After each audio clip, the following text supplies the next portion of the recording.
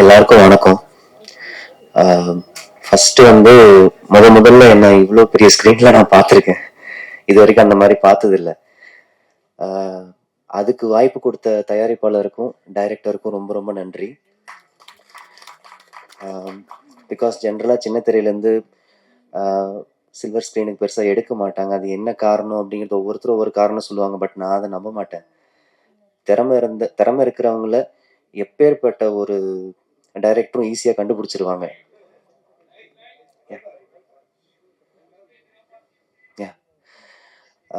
ஒரு உண்மையான திறமைசாலி எங்க இருந்தாலும் ஒரு டைரக்டரோட கண்ணுக்கு துண்டா தெரிவாங்கன்னு எப்பவுமே சொல்லுவாங்க. அதுக்கு மிகப்பெரிய எக்ஸாம்பிள் வந்து பாரதி ராஜா சார். போற போக்குல ஒரு நரிகனை பிடிச்சிக்கலாம் வாயா அப்படிங்கிறதெல்லாம் ஒரு இன்டர்வியூல நான் பார்த்துருக்கேன். என்னோட பெரிய பிளெஸிங் என்னன்னா, அவர் நடிக்கிறத ஒரு தடவை என்னோட ஃப்ரெண்டோட படத்துல நான் பார்த்துருக்கேன்.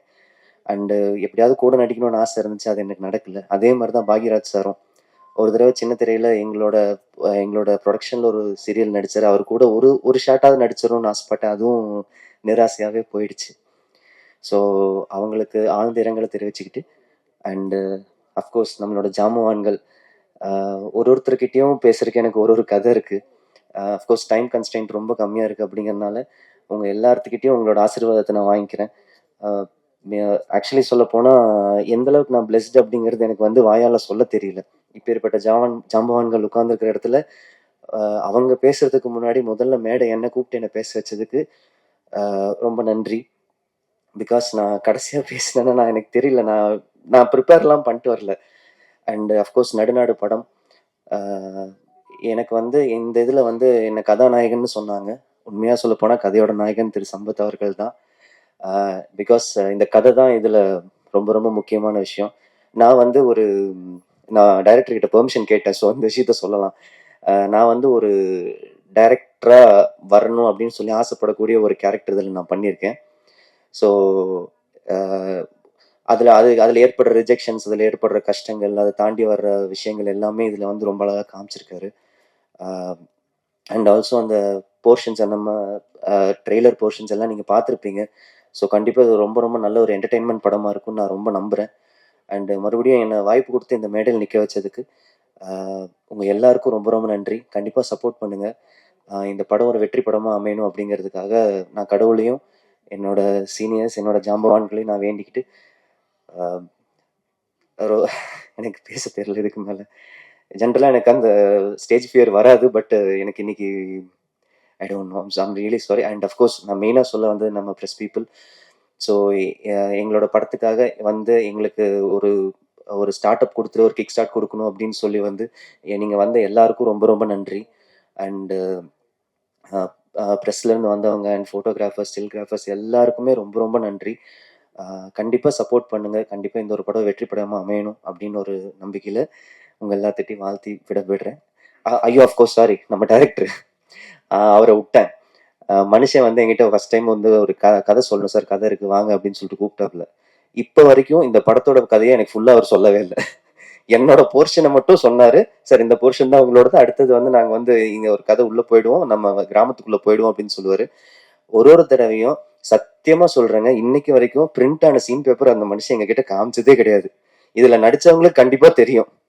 ஸோ அவர் எல்லாமே ஃபுல் அண்ட் ஃபுல் அந்த ஒரு மைண்ட்லயே வச்சுப்பாரு. சார் இது இங்க வர்றீங்க, இந்த டைலாக் தான் சார், இது ரொம்ப இம்பார்ட்டன்ட் டைலாக் சார், இது மட்டும் ஷார்ப்பா மென்ஷன் பண்ணிடுங்க, மற்றபடி உங்களோட ஃப்ளோல நீங்க போயிடுங்க அப்படின்னு சொல்லிட்டு ரொம்ப ரொம்ப கதையை மைண்ட்லயே வச்சுட்டு தனக்குள்ளேயே வந்து எடிட் பண்ணிக்கிட்டே ஒரு ஷார்ட்டா எடுப்பாரு. ஸோ அவரை பத்தி ஸ்பெஷல் மென்ஷன் நான் பண்ணணும்னு நினைச்சேன். சாரி, நான் லாஸ்ட்ல எடுத்துட்டு வந்ததுக்கு. And really thank you so much. Thank you. Hi, good evening to everyone. First of all, I would like to thank all the chief guests and press and media peoples and everyone present here. பயப்படாதீங்க, தமிழ்லே பேசிடுறேன். Today is my very very special day. So இது வந்து என்னோட first stage. நான் எதுவுமே prepare பண்ணலை. So படத்தை பற்றி சொல்கிறதுக்கு முன்னாடி எங்கள் டேரக்டர் பற்றி நான் சொல்லிடுறேன். எனக்கு இந்த படத்தில் வாய்ப்பு கொடுத்த எங்கள் டேரக்டர் சந்தோஷ் சாருக்கு ரொம்ப ரொம்ப thanks. And producer sir Arumugam சாருக்கு ரொம்ப ரொம்ப தேங்க்ஸ். என்னை நம்பி இந்த படத்தில் எனக்கு வாய்ப்பு கொடுத்துருக்காங்க. ஸோ அதுக்காக ரொம்ப நன்றி தெரிவிச்சுக்கிறேன் அவங்களுக்கு. அண்டு இந்த படத்தோடைய கேமராமேன் செந்தில் சார். ஸோ அவங்க மூலியமாக தான் இந்த படத்தில் நான் நடிச்சிருக்கேன். ஸோ அவங்களுக்கும் ரொம்ப ரொம்ப தேங்க்யூ. அண்ட் இந்த படத்தோட music director Bharani sir. Sir சின்ன வயசுலேருந்தே அவங்களோட பாட்டு நிறைய கேட்டிருக்கேன், ரொம்ப ரொம்ப பிடிக்கும். ஸோ நீங்கள் நான் நடிச்சிருக்க இந்த படத்தில் நீங்கள் மியூசிக் பண்ணியிருக்கீங்கன்றது எனக்கு ரொம்ப ரொம்ப சந்தோஷமாக இருக்குது, பெருமையாகவும் இருக்குது. ஸோ உங்களோட மியூசிக்ஸ் வந்து இந்த படத்துக்கு பெரிய பெரிய ஒரு பலம் கொடுத்துருக்கு. ஸோ அதுக்காக ரொம்ப ரொம்ப தேங்க்ஸ் சார். அண்ட் என்னோட கோஸ்டார்ஸ் அருண் சார். ஸோ அவரை பற்றியும் கண்டிப்பாக சொல்லணும். ஸோ எனக்குமே வந்து ஆக்டிங் பெருசாக எதுவும் சொல்ல முடியாது. பட் எல்லா சீன்ஸ்லேயுமே சரி, டேரக்டர் சாரும் சரி, ஹீரோ சார் அருண் சாரும் சரி, எனக்கு ரொம்ப சப்போர்ட் பண்ணாங்க. நிறைய விஷயங்கள் வந்து சொல்லி கொடுத்தாங்க, கைட் பண்ணாங்க. ஸோ அது வந்து எனக்கு கொஞ்சம் தைரியம் கொடுத்துச்சு. சீன்ஸ் நல்லா வர்றதுக்கும் ரொம்ப ரொம்ப ஹெல்ப்ஃபுல்லாக இருந்துச்சு. நடுநாடு படம் நல்லா வந்திருக்கு. I hope definitely you enjoy this film.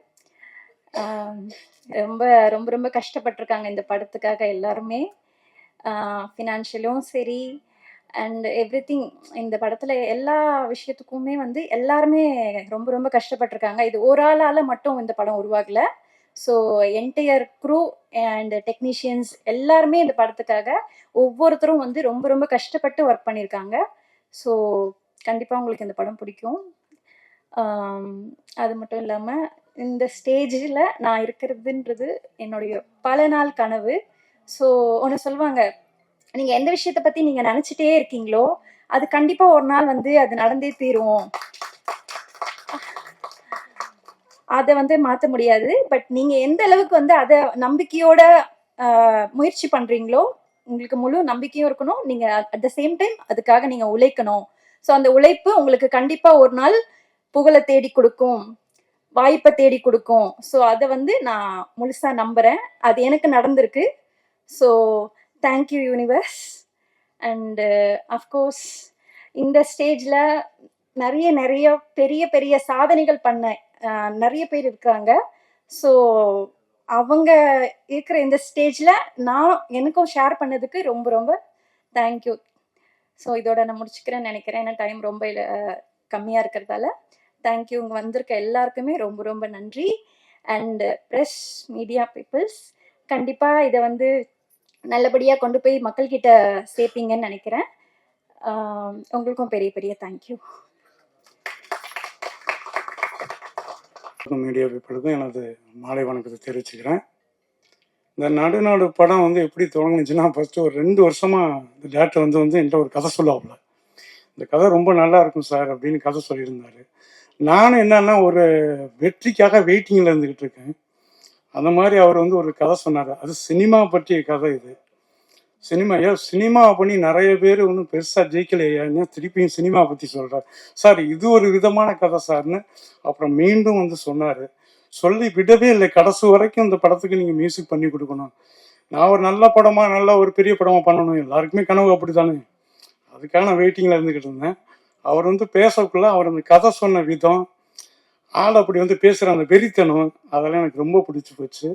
அப்புறம் கம்போஸ் பண்ணோம். தாமஸ் சார் வந்து ப்ரொடியூசருங்க வந்து பாட்டு எழுதுவாங்கன்னு எனக்கு தெரியாது. நான் இது வரைக்கும் என் படத்தில் வந்து எந்த ப்ரொடியூசரையும் பாட்டு எழுத வச்சதில்லை. இந்த படத்தில் தான் முதல் முறையாக தாமஸ் சார் வந்து எழுதி கொடுத்து நான் மிரண்டு போயிட்டேன். எல்லா பாடலுமே அவர் லிரிக்ஸு கொடுத்து அதுக்கப்புறம் தான் நான் டியூன் பண்ணேன். எந்த சாங்குமே டியூன் பண்ணிட்டு எழுதலை. அது ஒரு எனக்கு சவாலாக இருந்தது இந்த படத்துக்கு. பண்ணி கேட்ட பாடல் எல்லாமே லிரிக்ஸுக்கு டியூன் பண்ணது. இந்த பாடல் கேட்கக்குள்ள ஹரிஸ் ராகவன் பாடக்குள்ள அவர் வந்து சொன்னார், சார் இந்த சாங் ரொம்ப நல்லா இருக்கு, அடியே என் சண்டைக்காரி அப்படின்னு சொன்னார். அவரும் நானும் சேர்ந்தாலே கன்ஃபார்மாக ஒரு ஹிட்டு. இந்த படத்துக்கும் அப்படி அமைஞ்சிருக்கு. கண்டிப்பாக நடுநாடு மிகப்பெரிய வெற்றி அடையணும். என்னோட சினிமா ஜாம்பவான்கள் எல்லாம் மேடையில் இருக்காங்க. அவங்க பேரை தனித்தனியாக சொல்லி நான் வாழ்த்து தெரிவிக்க முடியாது. மொத்தமாக வாழ்த்து தெரிவிச்சுக்கவங்க எல்லாருக்கும். இதுக்கு மேலே அவங்க பேசுவாங்க. நன்றி, வணக்கம். வணக்கம். வந்திருக்க மீடியா நண்பர் அனைவருக்கும் என்னுடைய பணிவான மன தெரிவிச்சுட்டு, நாடு மேலே இருக்க அத்தனை பேருக்குமே என்னுடைய நடுநாடா, ஆமாம் நடுநாடு குடிசரே இப்போ தான் நானே பார்க்குறேன். பதிவு பண்ணிட்டு அப்புறம் இப்போ தான் வந்தார். அது நானே அதை கூட்டி மேலே உட்கார வச்சேன். இப்போ சார் உங்கள் பிடிச்சர் மட்டும் சப்போர்ட் பண்ணலான்னு சொன்னார் உதயபோ சார். இருப்பார் இல்லை என்ன சினிமா இல்லைங்க நான் அடிக்கடி சொல்லுவேன். இந்த படத்தை பொறுத்த வரைக்கும் பரணியை நான் மெயினாக பேசி ஆகணும். ஏன்னா பரணி நானும் ரொம்ப ஏதோ போட சொன்னேன் எங்கள் ஊர் மியூசிக் தேட்டர்னு. உடனே என்ன உங்கள் ஊருன்றீங்கன்னாரு. நம்ம ஊர் மியூசிக் தேட்டர்னு 90லேருந்தே பரணி எனக்கு தெரியும். பரணி நானும் ஒன்றுமே காவேரிசியில் நடந்து போயிட்டு வந்துட்டு மியூசிக்கை பற்றி பேசிட்டு போவோம். நான் நடிக்க போயிட்டு இருப்பேன், இவர் மியூசிக்கை பற்றி பேசிட்டு இருப்பார். அவரும் வளர்ந்துட்டார், நானும் வளர்ந்துட்டேன். இதுதான் சினிமா. அந்த ஹீரோனி சொன்னாங்க எல்லாரும் எதை நினைக்கிறோமோ அதுதான் உண்மை. ஹீரோனி உண்மையிலேயே படத்தை விட நேரில் தான் ரொம்ப அருமையாக இருக்காங்க. நான் ஓப்பனாக சொல்கிறேன். ஆமாம் உண்மை. ஏன்னா இப்போ தான் அழகாக மேக்கப்லாம் அழகூட இருந்து ரொம்ப நீட்டாக இருக்கீங்க. அதேமாரி நம்ம சம்பத்ராம் பின்னி எடுத்திருக்காரு. என்னன்னா ஒரு படம் ஒரு பாஸ்கர் சார் தெளிவாக சொன்னார். அதில் வந்து ஒரு நூல் கூட பொய் கிடையாது, உண்மை. யாருமே ஏமாத்தான் படம் எடுக்கிறதுக்கு யாருமே வரல சினிமாவுக்கு. எப்போ அண்ணன் சாவான் தின்ன எப்போ காலியாக இருந்தால் ரெடியாக இருக்கு. இப்போ சொன்னார் 100 படம்னு. ஏன்னா படத்தை நீங்கள் எடுக்கும் போதே ஒரு டீமை செட் பண்ணிக்கணும். இப்போ எல்லாரும் பெரிய பெரிய ஹீரோ வச்சு படம் எடுக்கிறாங்க பெரியறாங்கன்னா அவங்க ஒரு டீமை செட் பண்ணி ஏமாத்தான் தெளிவாக சேர்க்கிறாங்க. நம்மளால பிடிச்சதை பார்த்தாலே 4 பேர் சுற்றி ரவுண்டு கட்டிக்கிட்டு ஏமாற்றி தெளிவாக இருக்கான். அப்போ எப்படி படத்தை நம்ம ஹிட் கொடுக்க முடியும்? இன்னைக்கு தியேட்டரில் யாருமே வர்றதில்லை. அதையும் மீறி வரணும்னா இளைஞர்களுக்கு ஏதாவது ஒரு மெசேஜ் நீங்கள் சொல்லி ஆகணும். எனக்கெல்லாம் சொன்னால் எவனும் வரமாட்டாங்க, ஃபேமிலிஸ்லாம் வரமாட்டாங்க. இன்னைக்கு தியேட்டருக்கு வர எல்லாருமே இளைஞர்கள் தான், யூத்து தான், காலேஜ் பசங்க காலேஜ் பொண்ணுங்க தான் வருதுன்னா அதுக்கு தகுந்த நீங்கள் கதையை நீங்கள் எடுத்தீங்கன்னா தான் சினிமாவில் ஒரு 10 பேர் வந்தால் தான் அடுத்து ஒரு படம் எடுக்க முடியும். நானே ராஜா, நானே ஹீரோ, நானே மந்திரி நம்மளே ஒரு படத்தை எடுத்து வச்சுட்டு படம் சூப்பர்னு சொன்னால் என்ன பண்ண முடியும்? யார் வருவா தேட்டருக்கு? அதனால தயவு செய்து அவர் பாஸ்கர் சொன்ன மாரி படத்தை நல்லா எடுங்க. இந்த நாடு சாரி நடுநாடு எங்கேயோ ரொம்ப நாளாச்சு. எல்லாம் இங்கிலீஷ்லேயே டைட்டில் வச்சு தமிழில் ஏதாவது ஒன்று தான். அதனால் இந்த படம் மிகப்பெரிய வெற்றி அடையணும். மீண்டும் ஒரு முறை சொல்கிறேன், இந்த மாரி படம்லாம் எடுக்கும்போது தெளிவாக எடுங்க. எக்காரத்தை கொண்டும் யாரையும் ஏமாற்றி படம் எடுத்து வராதிங்க. நீங்கள் ஜெயிக்கணும்னா அந்த ஹீரோனி சொன்ன மாரி தெளிவாக நினச்சி எடுத்துவாங்க. நன்றி, வணக்கம். மேடையில் இருக்கிற கலையுலக ஜாம்பவான்கள் அனைவருக்கும், மேடைக்கு முன் அமர்ந்திருக்கிற பத்திரிகை மற்றும் ஊடக நண்பர்களுக்கும், இங்கே வந்திருக்கிற நடுநாடு படக்குழுவினர் மற்றும் அவருடைய உறவினர்கள், சொந்தக்காரங்க, நண்பர்கள் அனைவருக்குமே என்னுடைய மாலை வணக்கத்தை முதல்ல தெரிவிச்சுக்கிறேன். நம்முடைய தமிழக முதல்வர் திரு சி. ஜோசப் விஜய் அவர்களுடைய நடிப்பில் நாளை வெளியாக இருக்கிற ஜனநாயகன் திரைப்படம் மாபெரும் வெற்றியடைய என்னுடைய மனமார்ந்த வாழ்த்துக்களை இந்த நேரத்தை தெரிவிச்சுக்கிறேன். அவருடைய கடைசி படம் சொல்றாங்க. ஸோ நம்ம எல்லாருமே தியேட்டர்ல போய் பார்த்து இது ஒரு மிகப்பெரிய ஒரு பிளாக் பஸ்டர் ஹிட் ஆக்கணும்னு நான் வேண்டி கேட்டுக்கிறேன்.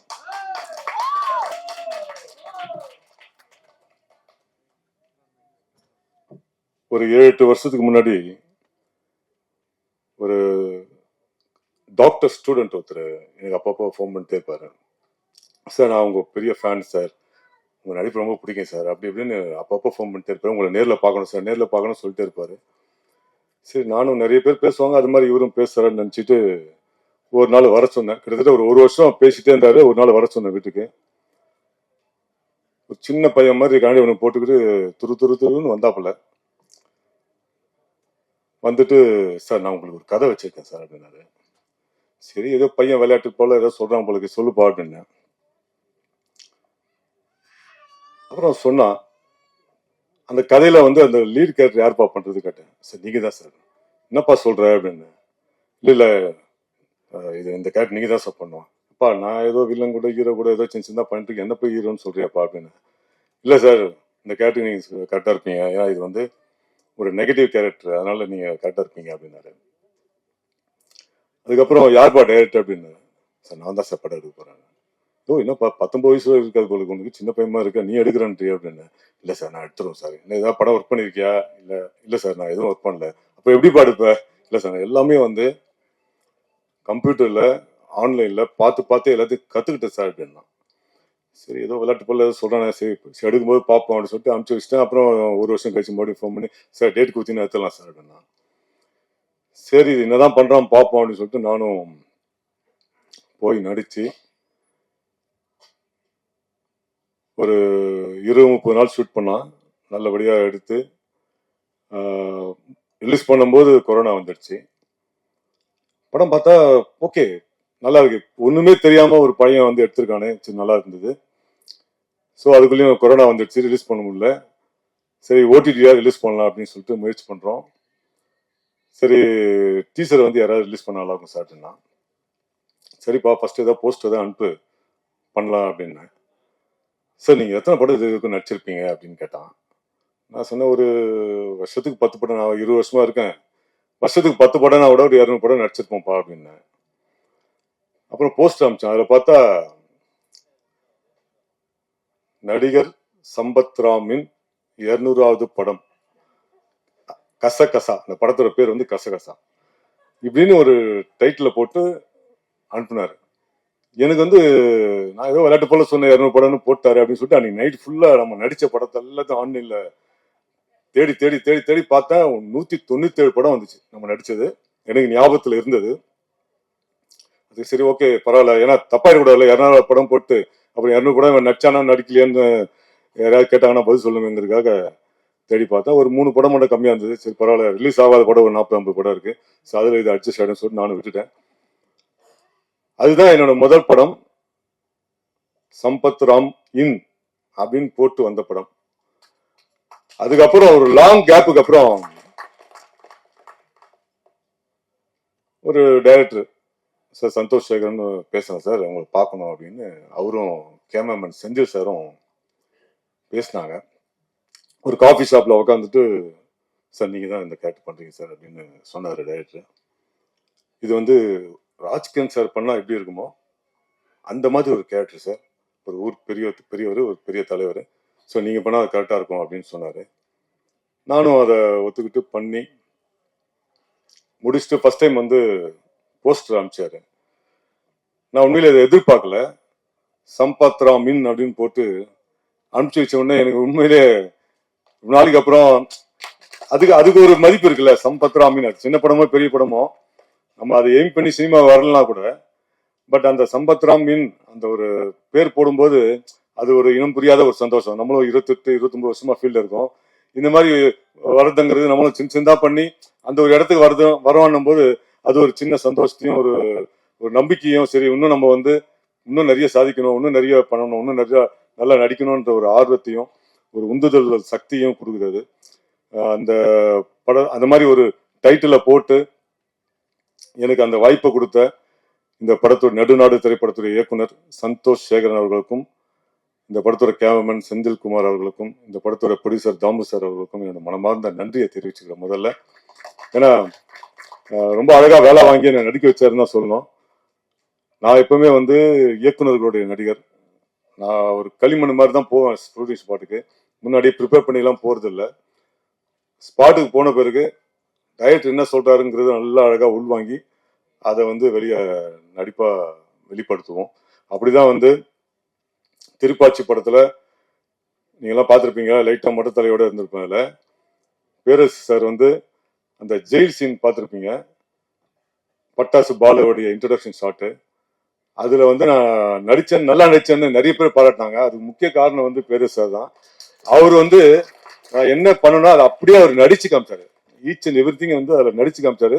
அப்படியே அதில் நடித்தேன். அந்த கேரக்டர் வந்து இப்போ ரீசெண்டாக யாரோ ஒருத்தர் எனக்கு வந்து ஆன்லைனில் மீன் சோசியல் மீடியாவில் வந்தது எனக்கு காமிச்சாரு. அதை பார்க்கும்போதே ரொம்ப சந்தோஷமா. இப்போ கூட வரும்போது நம்ம கமலா தியேட்டர்ல அவ்வளோ பெரிய பேனர் திருப்பாச்சி வந்து ரிலீஸ் பண்றாங்க அப்படின்னு ரொம்ப சந்தோஷமா இருந்தது. ரொம்ப நன்றி சார். இந்த மாதிரிலாம் எனக்கு நீங்களாம் வாய்ப்பு கொடுத்ததுனால தான் இப்போ சம்பத் ராம் இன் நடுநாடு அப்படின்னு போட்டு வர அளவுக்கு ஒரு படத்தை நம்மளாலே நடிக்க முடிஞ்சது. ஸோ ஒரு இத்தனை படங்கள்ல என்னுடைய இயக்குநர்கள், உதவி இயக்குநர்கள் இவங்க எல்லாருமே வந்து என்னை சப்போர்ட் பண்ணி ஒவ்வொரு படத்துலையுமே நான் போய் ட்ரை பண்ணும்போது இவனுக்கு ஏதாச்சும் ஒன்று கொடுத்துடணும். ஏன்னா அந்த அளவுக்கு போய் போய் போய் போய் பார்த்து பார்த்து பார்த்து அவங்கள வந்து தொல்லை பண்ணிட்டே இருப்பேன். இவனுக்கு ஏதாச்சும் ஒன்று கொடுக்கணுன்றதுக்காகவே எனக்கு வந்து சின்னதோ பெருசோ அவங்க படத்துல மக்கள் பார்த்தார், அவங்க மைண்ட்ல இருக்கிற அளவுக்கு ஒரு கேரக்டருங்களை கொடுத்த ஒவ்வொரு படத்துலையும் என்னை வந்து இந்த அளவுக்கு நடிக்க வச்சிருக்காங்க. இப்போ இந்த ஸ்டேஜுக்கு வர வச்சிருக்காங்கன்னு தான் சொல்லணும். உங்க எல்லாருக்குமே என்னோட மனமார்ந்த நன்றியை தெரிவிச்சுக்கிறேன். நடுநாடு டீம் மொத்த பேருக்குமே என்னோட மனமார்ந்த வாழ்த்துக்களையும் நன்றியையும் தெரிவிச்சுக்கிறேன். இந்த படம் பிரஸ் மீடியா நீங்க தான் வந்து கொண்டு போய் சேர்க்கணும். சின்ன படம்னு விட்டுறாதீங்க தயவுசெய்து. இந்த படத்தை கொண்டு போய் சேருங்க. இந்த படம் நிச்சயமா எல்லாருக்கும் பிடிக்கும் நான் நம்புறேன். அப்புறம் இந்த படத்துல மியூசிக் டேரக்டர் பத்தி சொல்லி ஆகணும். சாரி பரணி சார், உண்மையிலே 3 பாடல்களும் ரொம்ப அற்புதமா இருக்கு சார். உங்களுடைய படத்துல இருந்து நான் பெரிய ரசிகன். அந்த படத்தோட ஒவ்வொரு சாங்குமே அவ்வளவு ஹிட். அது அப்படி ரசிச்ச அந்த சாங்ஸ் மியூசிக் டைரக்டர் வந்து இந்த படத்துக்கும் மியூசிக் பண்ணியிருக்காரு. அதுல நானும் நடிச்சிருக்கேன் அப்படிங்கறத ரொம்ப ரொம்ப பெருமையாகவும் சந்தோஷமா ஃபீல் பண்றேன் சார். மிகப்பெரிய இந்த படம் வந்து சாங்ஸ் வந்து மிகப்பெரிய ஒரு வெற்றி அடையும். வாழ்த்துக்கள். நன்றி சார். மாலை வணக்கம். நடுநாடு திரைப்படத்தின் இசை வெளியீட்டு விழா, ட்ரெய்லர் வெளியீட்டு விழா மிக சிறப்பாக நடைபெற்று கொண்டிருக்கும் இந்த அழகான மேடையை அலங்கரித்து கொண்டிருக்கும் எனது சக திரையுலக நண்பர்கள் அனைவருக்கும் எனது மனமார்ந்த வணக்கத்தை தெரிவித்துக் கொண்டு, என்ன பேசுறது, ஒரு நல்ல படம் ஓடிட்டு இருக்கேன், இவர் பேசிட்டு இருக்காரு, நடுவில் ஒரு நல்ல ட்ரெய்லரு, மிரட்டலான ட்ரெய்லரு, இந்த காலத்துக்கு ஏற்ற சத்தத்தோடு அழகா பின்னணி கோர்வை இருந்தது. இந்த காலத்து சத்தம், அதுக்கு இந்த சத்தம் கேட்கலன்னா இவனுக்கு மியூசிக் தெரியலன்றவாங்க. கரெக்டா? ஸோ இசையமைப்பாளர் பரணி அவர்கள் வரும்போதே நான் பார்த்தேன். ஒரு நாளைக்கு முன்னாடி கூட நான் காரில் ட்ராவல் பண்ணும்போது அவருடைய பேட்டியை கேட்டுகிட்டே போனேன். அவருடைய பாட்டெல்லாம் எப்படி கம்போஸ் பண்ணார். ரொம்ப எளிமையான ஒரு மனிதர், ரொம்ப நிறைவான பாடல்களை கொடுத்தார். உண்மையில் ஒரு நல்ல மெலடி கிரியேட்டர். உண்மையிலுமே துளி துளியாய் துளியாய் முதல் படம் நினைக்கிறாரு. உங்களுக்கு முதல் படமா தெரியல. இருக்கு அது மிகப்பெரிய பார்வை ஒன்று ஒன்று போதுமே. அந்த படத்துல எல்லா பாட்டுமே ஹிட்டுங்க. யாரா இந்த மியூசிக் டைரக்டர் அளவுக்கு தமிழ்நாடையே திரும்பி பார்க்க வச்ச ஒரு இசையமைப்பாளர். ரொம்ப எளிமை, ரொம்ப சாஃப்ட்டு. அவர் எப்பவுமே ரொம்ப ரொம்ப திறமைசாலி. அவருக்குன்னு ஒரு இறைவன் வந்து சில திரைப்படங்களை இன்னைக்கும் மக்கள் நெஞ்சில் நிற்கிற அளவுக்கு அவருடைய இசை. நீ தொடர்ந்து ஒரு படம் பண்ணணும். இந்த படத்தை பற்றி கூட அந்த பேட்டியில் சொல்லியிருந்தீங்க. அதான் இந்த படத்தை நடுநாடுன்னு ஒன்றையே நான் ஓகே அப்படின்னு இந்த படத்தை பற்றி சொல்லியிருந்தார் அந்த பேட்டியில் கூட. பார்த்தீங்களா? தயாரிப்பாளர் பாருங்கள் உங்களுக்கு எவ்வளோ ஹெல்ப் பண்ணுறாரு டைரக்டரை, சந்தோஷ் சேகர். அதனால் ஒரு கலைஞன் அப்படித்தான், கள்ளங்கப்படம் இல்லாமல் அது அந்த படம் எப்போ ரிலீஸ் ஆகுது என்ன ஏதுன்னு தெரியாது. அவர் இப்போ நான் ஒரு படம் பண்ணியிருக்கேன் சார், அது ரொம்ப நாள் கழிச்சு கரெக்டாக அதை சொல்லிட்டு இருந்தார். அதே படம் இசை வெளியீட்டு விழாவுக்கு நான் வந்ததில்லை. அதுவும் அவரை 2 நாள் முன்னாடி நான் வந்து பேட்டியை கேட்டுட்டு 3ஆவது நாள் அவரை பார்க்குறது ரொம்ப சந்தோஷம். மிகச்சிறப்பாக இருந்தது. பாடல்கள்லாம் ரொம்ப அழகாக நம்ம அந்த கிராமிய பாடியில் அழகாக இருந்தது. குறிப்பாக சொல்லட்டுமா, யார் பாடலாசிரியர்னு சொன்னீங்க? பயங்கரமான ஆளாக இருக்கும். பச்சை முந்திரியா எப்படி எடுக்கணும், எனக்கு அது அப்படியே நின்றுடுச்சு. மற்ற எந்த வரியுமே நிற்கல. என்ன முந்திரி, அந்த ஒரு பாட்டுக்காகவே படம் ஓடும். நீங்க கவலையே படாதீங்க. யாரோ பேசும்போது சொன்னாங்க, இன்னைக்கு எங்க அவர் போயிட்டாரா, அன்பு செழியன் போயிட்டாரா? அவர் சொன்னார், இந்த காலத்துல இளைஞர்களுக்கு உண்டான சரக்கு இருந்தார், முதியவர்களுக்கு இந்த சரக்கு பிடிக்கும், இளைஞர்களுக்கு மட்டும் இல்லை. நம்மளுக்கே பிடிச்சிருக்குன்னா பாருங்களேன். அப்பா பார்த்தாரா? அந்த பாட்டு தனியா இன்னொரு தடவை போட்டு காட்டுங்க. அப்பதான் அவருக்கு உங்களை பற்றி தெரியும். என் பையன் எப்படியெல்லாம் பாட்டு எழுதுவான். நான் எஜமான்ல அந்த மாதிரிதான் ஒரு பாட்டு எழுதுறேன்.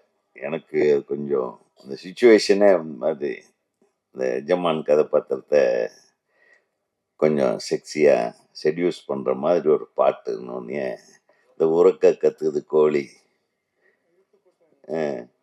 அந்த பாட்டு எழுதும்போது எனக்கு வார்த்தைகள் கொஞ்சம் வர்றதுக்கு மறுத்தது. நம்ம பட் எழுதிட்டேன். கொஞ்சம் விரசமும் இருக்கும் அதில்.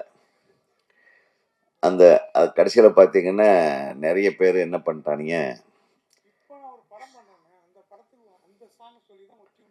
போடுறதுங்க இப்போ அது என்ன பண்ணிட்டாங்க, அந்த படத்தில் நான் எப்பவுமே என் படத்தில் ஒரு பாட்டு வாலி சாருக்கு கொடுப்பேன். அதில் எஜமான் படத்தில் ஒரு பாட்டு மட்டும் வாலி சாருக்கு கொடுப்பேன் எப்பவுமே. எல்லா படத்துலையும் நான் வெளியூரில் இருக்கும்போது அந்த பாட்டை வாலி அண்ணங்கிட்ட ஃபோனில் பேசி சொல்லிடுவேன். அப்படி அவர் ராக்குமுத்து ராக்குன்ற பாட்டு தான் அவர் எழுதினார். ஆனால் இந்த பாட்டு வந்த உடனே, உறக்கத்துது கோழி வந்த உடனே அந்த பாட்டு தான் அவர் எழுதினாருன்னு போட்டு விட்டாங்க. அது கூட நம்மளை அந்த மாதிரி பாட்டு எழுதுறதுக்கு அக்செப்ட் பண்ணலை. பட் தம்பி பின்னிருக்கீங்க.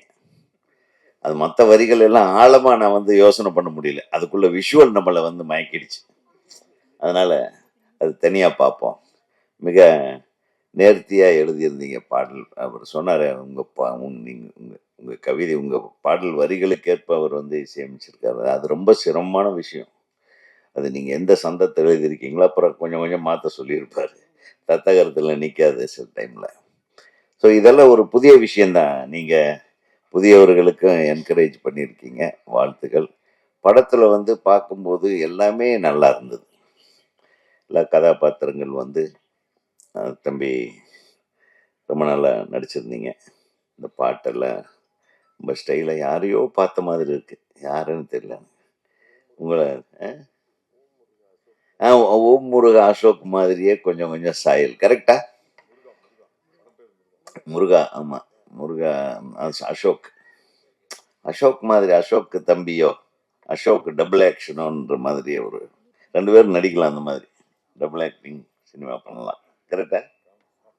நான் சொல்றது கரெக்டா? அப்புறம் ஹீரோயின் வந்து கொஞ்சம் ஆங்கிலத்தில் ஆரம்பித்து கொஞ்சம் கொஞ்சமாக தமிழுக்கு வந்து கடைசியில் திரும்பியும் ஆங்கிலத்தில் முடித்த. நான் எந்த ஸ்கூலில் படிச்சீங்கன்னு கேட்டேன். அந்த கடைசி வரலாம் அந்த ஸ்கூல் பேரே அது மறந்துடுச்சு. நான் வெளியே உட்காந்துருக்கும்போது கேட்டேன். அப்போ எந்த ஸ்கூலில் படிச்சேன்னு கூடவா தெரியல. நீ இவ்வளவு அழகா பேசுறியே, இப்போவாது சொல்லலாம்ல. ஒரு தயாரிப்பாளர் இல்லைன்னா யாருமே இல்லை இண்டஸ்ட்ரியில. எல்லாருக்கிட்டுமே அறிவு இருக்கு. அறிவில்லாத ஜீவன் யாருமே இல்லை. எல்லாருக்கும் அறிவு இருக்கு. ஆனால் நான் சினிமாவில் வரும்போது டிஎப்டி படிச்சுட்டு இல்லை, 2 டிகிரி படிச்சுட்டு வந்து நம்மளுடைய கனவுகளை, நம்ம வச்சிருக்கிற படைப்புகளை ஒரு தயாரிப்பாளர் மூலம் மட்டுமே நம்ம வந்து இயக்குனராக வெளியே வந்திருக்கோம். அதனால தயாரிப்பாளர் இனம் இல்லை என்று சொன்னால் இங்க இருக்கிற யாருமே இல்லை என்பதை நான் தொடர்ந்து ஆணித்தர் பதிவு செய்கிறேன். காரணம், நான் அளவு கடந்த அன்பு வச்சிருக்கிறேன் அண்ணன் உதயகுமார் அவர்கள் மேலே. இயக்குனர் மட்டும் இல்லை, அவருடைய படைப்புகள்லாம் வந்து நாங்கள் பார்த்து வளர்ந்து அதிலிருந்து நிறைய கருத்துக்கள்லாம் வந்து உள்வாங்கி அந்த இனத்திலிருந்து நாங்கள் வந்திருக்கிறோம். அதில் வந்து அவர் சொன்ன விஷயத்தை வந்து ரொம்ப ஊண்டிங்க. அதனால தான் முதல்ல அதை ஆரம்பிச்சிட்டேன்.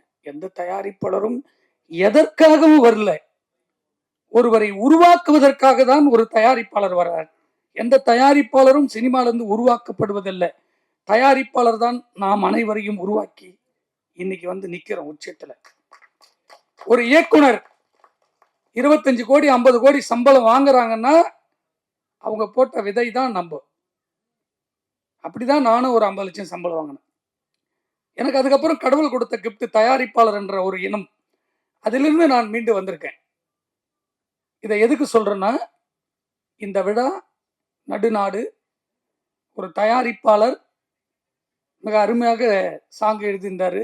அதையெல்லாம் கடந்து இந்த இயக்குனர் இன்னைக்கு வெளியே வந்து ஒரு படத்தை எடுத்து அடுத்த ரிலீஸுக்கு வந்து நிக்குதுன்னா அவர் காலம் ஃபுல்லா மறக்கக்கூடாத ஒரே ஒரு இனம் தமிழ் சினிமாவில் தயாரிப்பாளர்.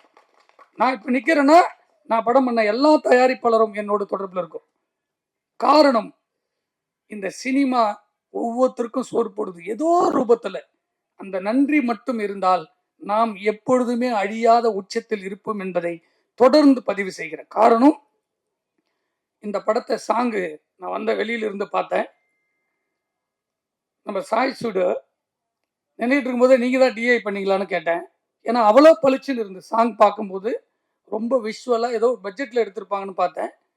அந்த ஃபைட்டு, அந்த ட்ரைலர் காமிக்கும்போது, அந்த சாங்கில் வர விஷுவல்லாம் பார்க்கும்போது ஒரு பெரிய பட்ஜெட்டில் இந்த படத்தை தயாரிச்சிருக்காங்களே புது ஆர்டிஸ்ட்டை வச்சு அப்படின்ற உள்ளுக்குள்ள ஒரு இருக்குங்கள் எனக்குள்ளேயே இருந்துட்டே இருந்து. ஏன்னா பல கோடி, சாதாரணமாக அதில் 1 கோடி போடாமல் இந்த படம் நம்ம இன்னைக்கு பார்த்துருக்க முடியாது சாங்க. அந்த 1 கோடியை எடுப்பதற்கு இந்த சினிமாவில் சங்கங்கள் இருக்கக்கூடிய ஒத்துரை முன்னு வரமாட்டாங்களே என்றுதான் என்னுடைய ஆதங்கத்தை 10 ஆண்டுகளுக்கு மேலாக தொடர்ந்து பதிவு செய்கிறேன். இந்த ஸ்டேஜில் வந்து சிறுபட தயாரிப்பாளர் போயிட்டாரு. எப்பவுமே அவர் தான் அதிகமாக பேசுவார். அதில் பேசணும்னு சொல்லிகிட்டே இருந்தேன் என் பக்கத்தில் இருந்து. ஆனால் அவர் சீக்கிரமாக போயிட்டார். இந்த கருத்தை இந்த சின்ன படத்தை கொண்டு போய் ஒரு 50 தேட்டரில் 100 தேட்டரில் கொண்டு போய் சேர்க்கறதுக்கு எவ்வளவு போராட்டம் இருக்குதுன்னு படங்களை தொடர்ந்து சினிமாவில் இருக்கிற ஒரு சிலருக்கு மட்டும்தான் தெரியும். இங்கே உட்காந்துட்டு இருக்கிற தம்பி பிஆர் வந்த படத்துக்கு நிதிஷ், சின்ன படங்கள், சின்ன படத்துக்கெல்லாம் இந்த ஸ்டேஜில் இருக்கிற ஜாம்பவான்களை, சினிமாவில் இருக்கிற படங்கள் இருக்கிறவங்களாம் கொண்டு வந்து ஒரு ஸ்டேஜில் ஆர்கனைஸ் பண்ணி கூட்டு வந்து உட்கார வச்சு இந்த படத்தை பற்றி வெளியே கொண்டு வந்து சேர்க்கறதுக்கே அவ்வளோ போராட்டம் இருக்கு. அந்த போராட்டங்கள் வந்து எங்கே கிடைக்குது? இப்படிப்பட்ட ஏதோ ரூபத்தில் ஒரு கலைஞன் சினிமாவில் இருக்கிறதோடு தான், இதுக்காகவே வாழ்ந்துக்கிட்டு இருந்தனால்தான் இவ்வளோ பேர் நம்ம எல்லாம் ஒன்றா சேர்றோம், இந்த படத்தை கொண்டு போய் சேர்க்குறோம். வெற்றி தோல்வி ரெண்டாவது, அதை வெற்றியான்னு சொல்கிறதுக்கே இங்கே வந்து கூட்டம் போட்டு அதை சரி பண்ணுறதுக்கு பல போராட்டங்கள் இருக்குது. தயாரிப்பாளர் அது பேசிகிட்டே இருக்கும்போது இந்த சாங்கு பற்றி பேசினார் உதயகுமாரன். அவங்க அப்பா சொன்னார், இதுக்கு எவ்வளோ கஷ்டன்றது அப்படின்ற ஒரு வார்த்தை என் காதில் ஒலிச்சுது. ஏன் சொல்கிறேன்னா, ஒவ்வொரு பணங்களும் இந்த சினிமாவில் போட்டு தவிக்கிற தவிப்பு இருக்குல்ல, அந்த வெற்றிக்காக தான். ஒவ்வொரு தயாரிப்பாளரும் அந்த வெற்றிக்காக தான் கஷ்டப்படுறோம். ஆனால் அந்த வெற்றியை எப்படி கொண்டு போய் சேர்க்கறது, அதுக்கு யாருமே முன் வரலையன்ற வருத்தங்கள் தொடர்ந்து பதிவு பண்ணுறோம். அதே போல் பாஸ்கர் சார் போனார். அவர் அந்த ஸ்டேஜில் ரொம்ப நாளைக்கு அப்புறம் நான் கூப்பிட்டேன், வேணும்னே தான் கூப்பிட்டேன். ஒரு தொலைக்காட்சி நடத்துறீங்க, சினிமாவில் சரி பண்ண வேண்டியது இப்போ தொலைக்காட்சி தான். இந்த 10 வருஷமா எந்த டிவியுமே ஒரு படம் கூட சேட்டலைட் வாங்க மாட்டாங்க. வேந்தர் டிவி இருக்கு, கலைஞர் டிவி இருக்கு, ஜெயா டிவி இருக்கு, பாலிமர் இருக்கு, சன் டிவி இருக்கு. தமிழ்நாட்டில் நிறைய டிவி இருக்கு, தமிழ்நாட்டில் நடத்துகிற டிவி. இதில் ஜிடிவி, விஜய் டிவிலாம் கொண்டு வரல, ஏன்னா அவங்க ஒரு செக்டார். அதில் ஜெயா டிவி வந்து பார்த்தீங்கன்னா ரூலிங்கில் இருக்கும்போது 150 படம் 200 படம் சிறு படத்தை வாழ வச்சாங்க. அதுக்கப்புறம் கலைஞர் டிவி கொஞ்சம் கொடுத்து வாழ வச்சாங்க. ஆனால் லாஸ்ட்டாக ஒரு 4 வருஷத்தில் அவங்க சின்ன படம் எதுவுமே வாங்கலை. அப்படி ஒரு டிவிக்கு ஒரு 100 படத்தை இந்த வருஷத்தில் 250 படம் ரிலீஸ் ஆகுதா, நடுநாடு உட்பட, இந்த 250 படத்தினுடைய டிவி ரைட்ஸுமே ஒரே டிவி வச்சுன்னு வச்சுங்க, மற்ற டிவி எல்லாம் காணாமல் போயிடும். இப்படிதான் பெரிய படங்கள் கையில் வச்சுக்கிட்டு சின்ன படத்தை சாகடிக்கிற திரையரங்கிலிருந்து, விநியோகத்திலிருந்து, பெரிய மீடியாவில் இருக்கிற இனங்கள் எல்லாம் இத்தனை % காலி ஆகிட்டே இருக்கு. அதற்கு எங்கே நிற்கிறோம் நம்ம? ஒரே கோட்டில் எல்லா படத்துக்கும் உரிமையை கொண்டு போய் சேர்க்கக்கூடிய ஒரு மீடியா நம்மக்கிட்ட தொடர்ந்து இல்லை. அதனால எந்த படமே விற்பனை இல்லாமல் நம்ம ரொம்ப கஷ்டப்பட்டுக்கிட்டு இருக்கோம். அதற்காக தான் அவர்கிட்ட மக்கள் தொலைக்காட்சி வந்தால் இப்படி ஒரு ஐடியா. அதில் அண்ணன் உதயகுமாரன் அவர் தப்பாக புரிஞ்சுக்கிட்டாரு. அது ஜாதிக்கான அடையாளம் கிடையாது, அது வந்து தமிழுக்கான அடையாளம். அந்த டிவி நிறைய சின்ன விஷயங்கள்லாம் அதில் பண்ணாங்க, சக்ஸஸ் ஆகலை. ஒரு நாளை இயக்குனர்கள் வந்து டிஎஃப்டிலேருந்து வந்து நாளை இயக்குனர்கள் வரல, கலைஞர் டிவி ஆரம்பிக்கணும்னா நாளை இயக்குனர்னு கொண்டு வந்தாங்க. யாருக்கிட்டுமே ஒர்க் பண்ணல. அவங்க பெரிய விருட்சமாகி பெரிய இயக்குனர் ஆகியவங்களாம் இருக்காங்க. அப்படி சினிமாவில் எங்கிருந்து ஒரு பெரிய இயக்குனர் உருவாவார், எந்த இடத்துல ஒரு கேமராமேன் உருவாகுங்க, பெரிய நடிகர்கள் உருவாகணும் யாருக்குமே தெரியாது. அதை வெற்றியை வந்து முன்னாடி நம்ம ஈஸியாக கொண்டாடணும், இப்போ கொண்டாடுறதுக்கு ரொம்ப கஷ்டமாக இருக்குது. வெற்றி அடைகிற ஒரு படத்தை பற்றி தான் நம்ம சினிமாவில் பேசிக்கிட்டே இருக்கோம். பல்லாயிரம் கோடிகள் போட்டு முதலீடு பண்ற ஒவ்வொரு தயாரிப்பாளருடைய வழிகள் இங்கே நசுங்கி நசுங்கி போறதுனால தான் ஒரு படங்கள் பூத்து குலுங்கி அதை மட்டுமே நம்ம பேசிக்கிட்டு இருக்கோம். வருங்காலத்தில் இதையெல்லாம் மாற்றி படம் எடுக்கிற எல்லா தயாரிப்பாளர்களுக்கும் பாதுகாப்பும், படத்தை வெளியே கொண்டு வருவதற்கு பாதுகாப்பும் உருவாக்க வேண்டும் என்பதுதான் நோக்கமாக, என்னுடைய கருத்தாக நான் தொடர்ந்து பதிவு செஞ்சிருக்கேன். இதே ஸ்டேஜ் முன்னாடி சிறுபடத்துக்காக ஒரு படம் மீட்டிங் நடந்தது. விஜய் ஆட்சி அமைக்கல, இதே ஒரு விவாதம் நடந்தது. விஜய் அவர்களுடைய ஜனநாயகம் நாளைக்கு ரிலீஸ் ஆகும் போது அந்த ரிலீஸுக்கு பேசின கைத்தட்டல் வந்தது சம்பத் அவர்கள் பேசும்போது. அதே படத்தை தடுக்கும் போது எந்த இண்டஸ்ட்ரியிலிருந்தும் ஒரு ஆட்கள், ஒரு 100 பேர் சேர்ந்து இது தவறுன்னு ஒன்னா சேர்ந்து மீட்டிங் போறதுக்கு பலமுறை வலியுறுத்தணும், யாரும் வரல. ஒரு பேப்பர், ஒரு யூனியன்ல ஆரம்பிச்சோன்னு ஒரு லெட்டர் பேர்ல மட்டும் வந்தது. அதை வலியுறுத்தி ஒரு ஸ்டேஜில் பேசணும். அந்த விஷயம் 2 லட்சம் பேர் ஒரே ஒரு செகண்ட்ல பார்த்தாங்க. நாளை ஜனநாயகம், கோடி கோடியான மக்கள் அதை பார்க்க போறாங்க. அப்படிப்பட்ட படங்களும் இன்னைக்கு மக்கள் கொண்டாடுறாங்க. சிறு படத்தையும் கொண்டாடுவதற்கு நம்ம தான் வழி விடணும். காரணம், இங்க ஒரு செக்டார் தடுத்துட்டே இருக்காங்க. தியேட்டர்ல இருந்து ஆரம்பிச்சு எப்படி ஷூட்டிங் ஆரம்பிச்சா தடுக்கிறாங்களோ, கொண்டு வரும்போது தடுக்கிறாங்களோ, ரிலீஸுக்கு தடுக்கிறாங்களோ, வியாபாரம் செய்யும்போதுக்கு தடுக்கிறாங்களோ, அதையெல்லாம் ஒரு குடையின் கீழாக சர்வேயர் தட்டினா அந்த படத்துக்கு எல்லாமே பிசினஸ் ஓப்பன் ஆகணும். யார் கண்ட்ரோல்லையும் சினிமா இருக்கக்கூடாது, எந்த சங்க கண்ட்ரோல்லையும் சினிமா இருக்கக்கூடாது. ஒரு ப்ரொடியூசர் படம் எடுக்க வந்தால் அவங்க ஃப்ரீயாக பிஸ்னஸ் பண்ணும்.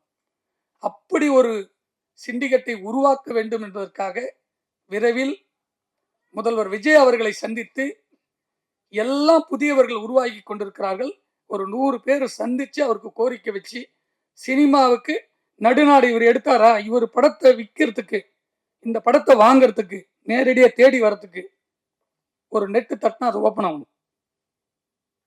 அப்படி ஒரு நாலேஜ் ரெடி ஆயிட்டு இருக்கு. இந்த சினிமா பெரிய இடத்துக்கு தமிழ் சினிமா போக வேண்டும் என்று இந்த சிறுபட தயாரிப்பாளர்கள் எப்படி படையெடுக்க வராங்களோ, இன்னும் நிறைய பேர் ஃப்ரீயா வரணும்னா இதெல்லாம் இருந்தாதான் சரி பண்ண முடியும்.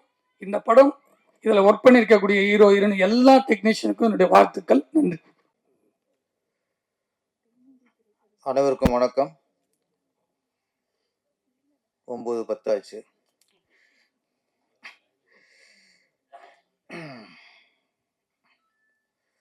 இன்னைக்கு நடுநாடு இசை வெளியீட்டு விழாவா, இந்த படத்தின் வெற்றிக்கு தயாரிப்பாளரா, இயக்குனரா, டிஎஃப்டி சரியானதா சரியில்லாததா, ஆமா சிறிய படங்களுக்கு தியேட்டர் கிடைக்குமா கிடைக்காதா, இந்த மாதிரி பல விவாதங்கள் முடிந்த சூழலில் நான் வந்திருக்கேன். இப்போ இருந்தாலும் சுருக்கமாக நம்மளும் ஒரு மன வருத்தத்தை பதிவு பண்ணி ஆகணும்.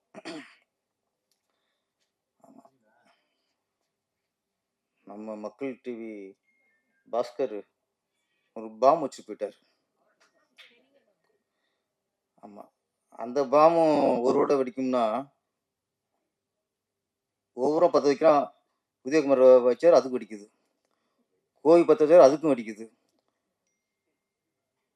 நம்ம அரவிந்த் ராஜ் வந்தார், அதுக்கும் வெடிக்குது. ஆனால் பலரோட ஒரு பாம் 10 ரூபா வெடிச்சிருச்சு.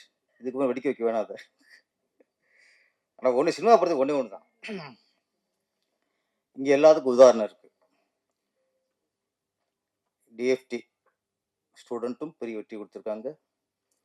அது மாதிரி அசிஸ்டண்டாக ஒர்க் பண்ணி அந்த ப்ராக்டிக்கல் ஒர்க் பண்ணவங்களும் பெரிய ஹிட்டு கொடுத்துருக்காங்க. அசிஸ்டண்டாக ஒர்க் பண்ணாமலே ஃபஸ்ட்டு படத்துலேயே மணிரத்னம் சார் மாதிரி ஆளுங்க பெரிய ஹிட்டு கொடுத்துருக்காங்க. ஏன் சொல்கிறேன்னா, இங்கே வெற்றி அடைறதுக்கு இதுதாங்கிற இலக்கு இல்லை. படிச்சிருக்கணும், படிச்சிருக்கக்கூடாது, அசிஸ்டண்டாக ஒர்க் பண்ணியிருக்கணும், ஒர்க் பண்ணியிருக்கக்கூடாது, அதெல்லாம் இல்லை.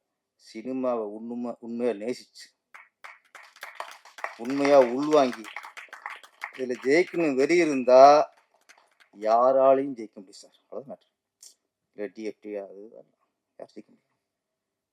அப்படித்தான் நம்ம சந்தோஷ் சேரன் வந்திருக்காரு. சினிமாவில் ஜெயிக்கணும் வெறியில் வந்துருக்காரு. கண்டிப்பாக நடுநாடு பெரிய ஒரு வெற்றி நாடா உருவாக வாழ்த்துக்கள். நான் கொஞ்சம் டிஃப்ட்டு குறைச்சிக்கிறேன், நிறைய பேசிட்டீங்க. நிறைய பேசலாம். ஏன்னா ஒரே உண்மை மட்டும் சொல்லிடணும். டிஎஃப்டி ஸ்டூடெண்ட் அப்படின்ட்டு முதல்ல வெற்றியை கொடுத்து டிஎஃப்டி ஸ்டூடெண்ட்டு ஒரு இருக்குது, இன்ஸ்டியூட்னு ஒன்று இருக்குன்னு முதல்ல தெரிய வந்தது ஊமை விழிங்கிற ஒரு படம். அந்த படத்தின் இயக்குனர் தான் அரவிந்த்ராஜ் அவர்கள். ஆக்சுவலி ஊமை விழிகள் தான் டிஎஃப்டிக்கு பிள்ளையார் புள்ளியார் சொல்லி ஆபானன் அவர்களும் அரவிந்த்ராஜ் அவர்களும் அந்த டிஎஃப்டிங்கிறதுடைய பெரிய ஒரு அந்த கௌரவத்தை தூக்கி நிறுத்தினவங்க. அதுக்கு சின்ன ஒரு களங்கம் வரும்போது அரவிந்த்ராஜா போல பொங்கிடும் நான் எதிர்பார்க்கவே இல்லை. நிறைய மேடையில் பார்த்துருக்கேன், சாப்பிட்டா பெஸ்ட் போடுவார். முதல் முறை அவர் பொங்கி எழுந்திருக்காருன்னா ரோசம் வரும்ல. தான் படித்த ஸ்கூலில் டிஸ்டர்ப் பண்ணால் ரோசம் வரும்ல.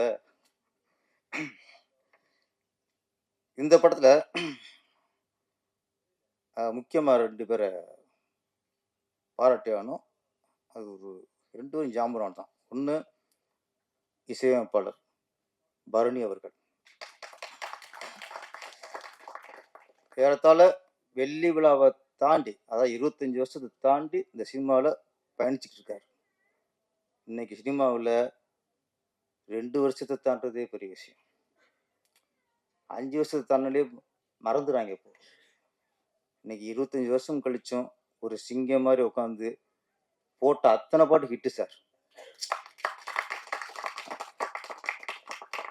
அடிக்க சண்டைக்காரி, பச்சை முந்திரி எல்லாம் ஹிட்டு. அது பச்சை முந்திரியை பற்றி நமக்கு கூட ஒரு தெரியல. பாம்பின் கால் பாம்பறிங்கிற மாதிரி ஒரு கவிஞரனோட இதைத்தான் இன்னொரு கவிஞர், அதாவது உதயகுமார் சாரும் கவிஞர் தான், பாடலாசிரியர். நம்ம பச்சை முந்திரி டியூன்ல வார்த்தை நினைச்சோம். ஆனால் அதுக்குள்ள அவர் பாருங்க எவ்வளோ யோசிச்சிருக்காரு பாருங்க.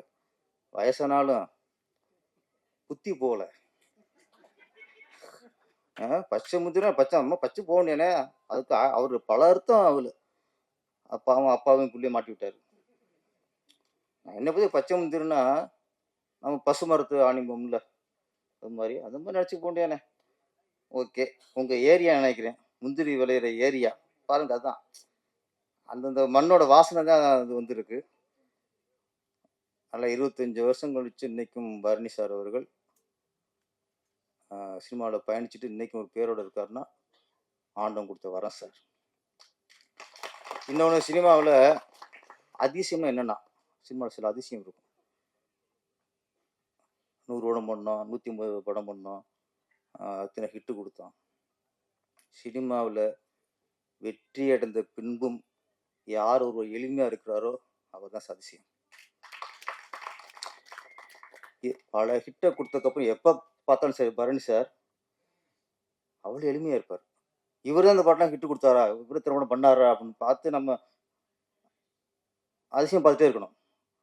பரணி சார் வாழ்த்துக்கள் சார். அதுக்கப்புறம் அடுத்து இன்னொருத்தர், அதுதான் எங்கள் சம்பத் ராம். அவரும் அதே தான் 25 வருஷமாக இந்த சினிமாவில் பயணிச்சுட்டு இருக்காரு. ஒரு நடிகராக பயணித்து இன்னைக்கு ஒரு மெயின் ரோல். ஆக்சுவலி இப்போ அவர் சம்பத் ராம் மாறுபட்ட வேடத்திலும் அவர் ஹைலைட் பண்ணுற அளவுக்குன்னா முழுக்க சொல்கிறேன். சம்பத் ராம் பொறுத்த வரைக்கும் முழுக்க உழைப்பு உழைப்பு உழைப்பு, முயற்சி முயற்சி முயற்சி. எங்கேயுமே அவர் ஓகே நடிச்சிட்டான் சோர்ந்து போனார். இன்னமும் ஆரம்ப காலகட்டத்தில் எனக்கு தெரியும், இவர் ஆரம்ப காலகட்டம் என்ன முயற்சி பண்ணாரோ அதே முயற்சி. நான் சொல்கிறேன், 20 வருஷத்துக்கு 25 வருஷம் முன்னாடி என்ன எப்படி இருந்தாரோ அதே முயற்சி இன்னைக்கு இருக்கு. நீங்கள் 200 ஒன்றும் இல்லை, 500 நடிப்பீங்க. ஆமாம், எனக்கு கதாநாயகன் என்ன படம் நடிப்பீங்க.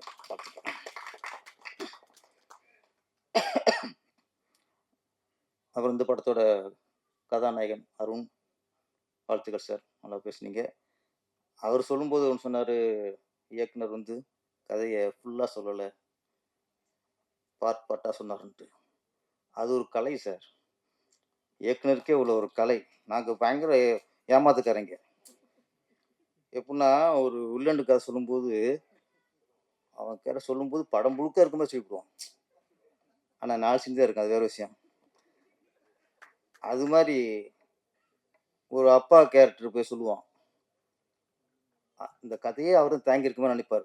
நான் கதை சொல்லும்போது படம் பார்க்கும்போது தெரியும், ஏன் டம்மி வந்துட்டாங்க அப்படின்னு. அது மாதிரி ஒரு கதாநாயகன் கதை சொல்லுவான். ஹீரோ பார்த்து அப்பா அடுத்த ரஜினி நம்ம தான் போல இருக்கு நினைப்பான், அடுத்த விஜய் நம்ம தான் போல இருக்கு நினைப்பான். படம் பார்க்கும்போது தெரியும், அது 4-5 ஹீரோ இருப்பாங்க, அதிகமாக ஒருத்தனா இருப்பான். என்னன்னா இந்த கதை சொல்லி ஏமாத்துறதுல வல்லவர்கள் நாங்க. திருப்பாச்சி இதே மாதிரி நானும் ஏமாத்தினேன். விஜய் சார் இல்லை, அவர் ஏமாற்ற முடியாது. ஆமாம், அதனால தான் நீ சிஎம் ஆயிட்டார். அவர் யாரும் ஏமாற்ற முடியாது. அவர் படம் தண்ணி காட்டுவார், அவருக்காக தண்ணி காட்ட முடியாது. இப்போ திருப்பாச்சி விஜய் சார் கமிட் ஆகிடுச்சு. அடுத்து ஹீரோயின் கதை சொல்லி ஒத்துக்க வைக்கணும். திருசான முடிவு பண்ணியாச்சு. இப்போ நான் கதை சொல்கிறேன். அந்த ஓப்பனிங் நீ எந்த ஊர் நான் எந்த ஊர் அந்த சாங்லாம் வராது. பெயினிங்கே ஹீரோ தங்கச்சி கல்யாணம் பண்ணி சென்னை கூப்பிட்டு வர்றாரு. இது நான் சொல்கிறது. நீங்கள் இதான் 6வது எடுக்கிறீங்க ஃபஸ்ட். அவங்க நினைக்கிறாங்க இதுதான் ஃபஸ்ட்டு போல இருக்கு. அவங்க சின்ன சொல்லி பார்த்தா படம் முழுக்க இருக்க மாதிரியே அவங்க பர்சன் மட்டும் டீட்டெயிலாக சொல்லியாச்சு. அவங்க ஓகேட்டாங்க, நல்லா இருக்கு, சூப்பர். விஜய் வாடா போடா அவங்க சொல்லி இருக்குல்ல, அதெல்லாம் ரசிக்கிறாங்க அப்படியே. ஆமாம், எல்லாம் சொல்லி முடிஞ்சிச்சு. படம் பார்த்து படம் நல்லா இருக்கு, எம்எல்ஏ காண்டாயிட்டாங்க. ஏண்டா இவன் கதை அப்படி சொன்னானே, படம் முழுக்க அவன் இருக்க மாதிரி இருந்துச்சு. கடைசி மொத்தமே 4 சீனு, அதில் 3 சீனு சாங் லீடுது அப்படின்ட்டு படம் பார்க்கும்போது தான் இந்த ஆள் நம்ம கதை சொல்லி ஏமாத்திட்டான்னு தெரிஞ்சுது. அதுக்கப்புறம் எனக்கு கால்ஷீட் கொடுக்கவே இல்லை, அது வேறு விஷயம். அது மாதிரி நாங்கள் அப்படித்தான் இயக்குனர்கள்லாம் நாங்கள் வந்து அங்கங்கே எல்லாருமே எங்களுக்கு காசு ஹீரோன்னு சொல்லுவோம். அந்த மாதிரி சந்தோஷ் சேகரனும் எங்கள் லிஸ்ட்டில் சேர்ந்துட்டாரு. ஓகேயா?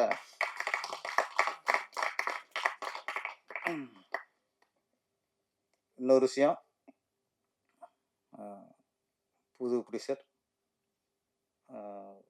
இயக்குனர்களோட வாய்ப்பு கொடுத்துருக்கிறாரு.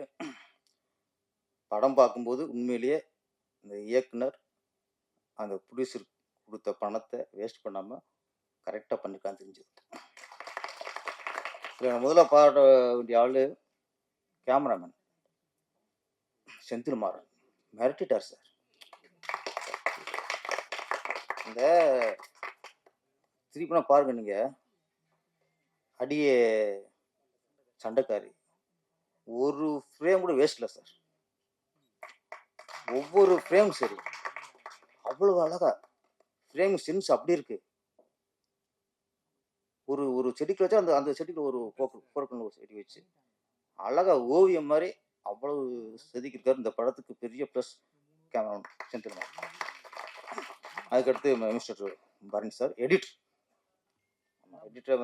இதை கொஞ்சம் பாராட்டாரு. அதே மாதிரி எடிட்டிங் நல்லா சூப்பர்.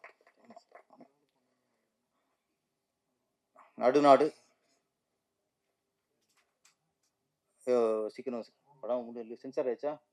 ஆமாம் ஆமாம், சீக்கிரம் சென்சார் ஆகி நிறைய திரையரங்கில் படம் ரிலீஸ் ஆகி பெரிய வெற்றி அடையணும். அதுக்கு என்னுடைய வாழ்த்துக்கள். ப்ரொடியூசர் இந்த படம் வெற்றிக்கு அப்புறம் தொடர்ந்து படங்கள் பண்ணணும்.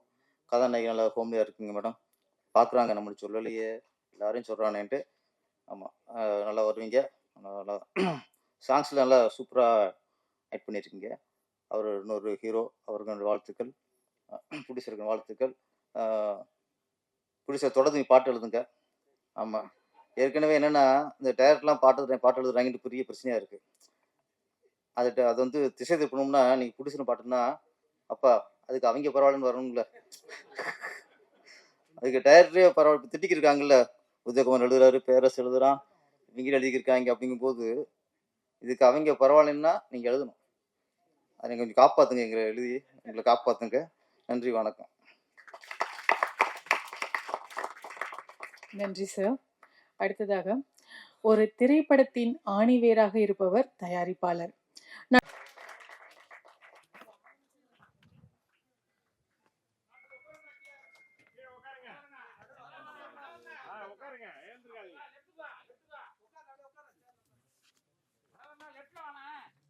தெரியல சுத்தமா தெரியல